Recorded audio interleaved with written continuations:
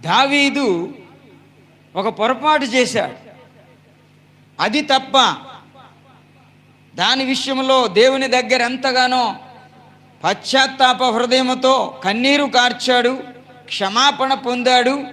ఆ తరువాత దేవుని ద్వారా ఆ యొక్క నూతన ఆనందాన్ని మరలా పొందొచ్చు.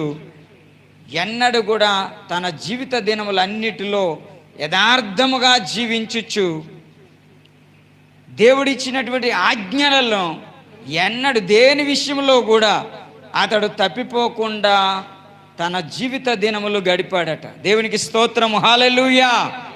మనం ఎన్ని తప్పిపోతున్నామా లేదండి? అన్నీ గైకుంటున్నామా? అన్నిటినీ మనం గైకుంటలే.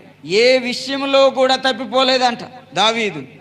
మొదటిగా తప్పిపోయాడు, కానీ దేవుని దగ్గర